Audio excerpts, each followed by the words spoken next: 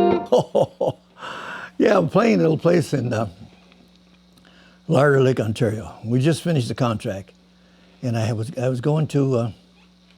I had to go into town to something. In Larder Lake. Went in Larder Lake town, and then after that, I was going to go to Kirkland Lake because I had a new gig up to Kirkland Lake, and I see this guy walking around the road. It must be 100 degrees, and he's walking, dragging his guitar. He wouldn't carry it. He was dragging like this along the gravel and the dirt. And I stopped, and I was going around. Oh, wait, I stopped. Where are you guys? I said, where are you going? Oh, he said, man, he said, I've been on the road for about 10 days. He said, I haven't ate. He said, I've had no cold beer. I have nothing. You know, he said, he said, I don't know. I said, well, come on with me. I turned my car around and took him back. He got in the car. It was all air conditioned. He said, man, he said, this is living, you know. And I said, no, this is the car. I took him back to the same Larder Lake Hotel. And she said, you're back already. I said, oh, yeah, I met a friend of mine on the road hitchhiking, so I thought I'd bring him back and get him a meal. So I got him a steak or something, potatoes and all that kind of stuff, and 3 or 4 beers. And after a half an hour, he was really feeling pretty good. And we're sitting there talking.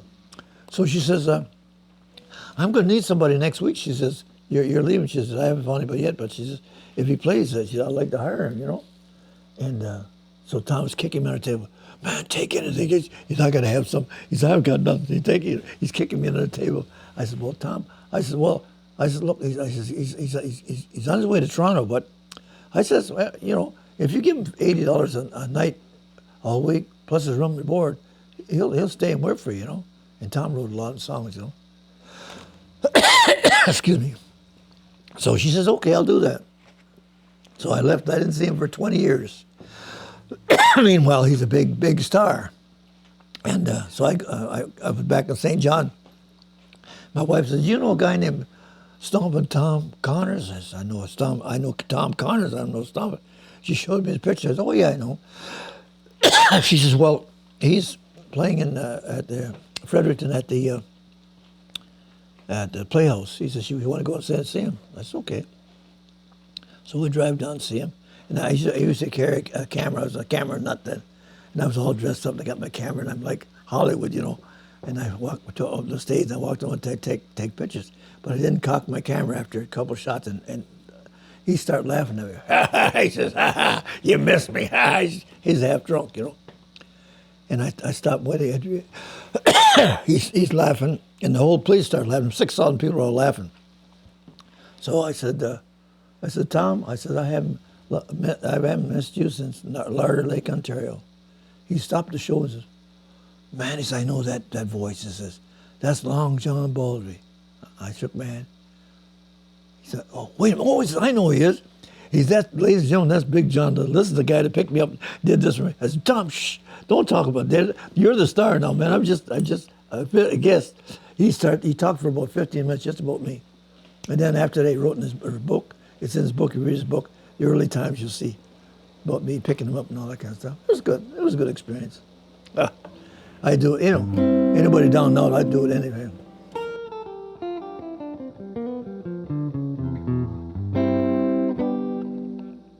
Oh, great. This guy was a great guy. I met him, the first time I met him, he was in St. John, New Brunswick. And as soon as he met me, he said, oh, you're Big John.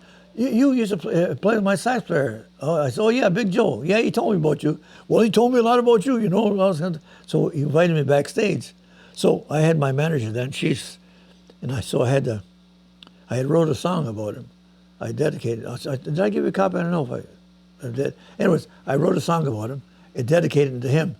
And so when I met him, I presented him this plaque and the song. And then I shook hands with him. And I mean, for my age, I have a pretty good grip in my hand. And I grabbed his hand and the manager said, oh, don't squeeze his hand like that, you know. I said, what's wrong? You know? And BB never wins, but when I really give him a good shake and hand, you know. And this is in 2007. And we meet him again up in Kitchener, Ontario. And he come off stage, and I come down and walked up. And he looked at me, he says, I know you. I said, oh, I don't know. I reached out my hand like he stuck his hand. As soon as I grabbed his hand, oh yeah, he says, I remember that handshake. Now this is all that many years. And he was an awful nice guy, awful nice. And he had a drummer playing with him that I knew very well too. We played together. And we had a good and then we became fast friends. And so that's how And I worked with Nat King Cole's brother in Louisville too, Ike Cole. He was quite a. There's so many guys. I mean, I didn't forget who they. Sometimes I work with us, but sometimes I think about it. But they're all good guys. Well, we all had our faults and we all had our little idiosyncrasy. But other than that, I think they're a real good bunch of guys.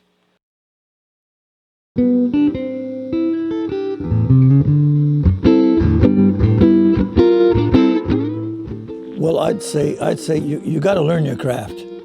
You got to know what you're doing, and and don't do anything mechanical. If your heart's not in it, then don't even attempt it. You got your heart is your soul and its inspiration, and if you in anything, if it's a painting or if it's building a house or anything, you got to put that heart and inspiration into it, because if you don't, you won't be satisfied, and you say, well, you always think, well, but if you put your heart in it, you know you did something good, you're inspired, and you'll do better in the next one, And when you're playing music, don't play mechanical, because you can be a flash in the pan, you can be fast all over.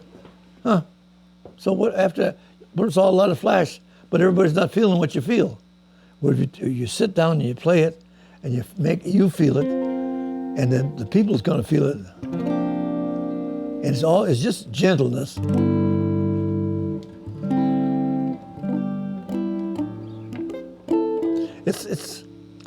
It's like love.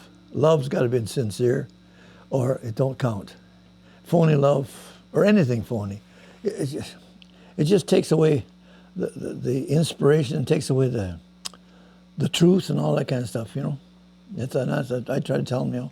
A lot of guys play, and I'll show them something, and they say, "How do you get?" I said, "Because it's here. It's not here. It's there. But if it ain't go here, it ain't going to go nowhere." And that's always found out.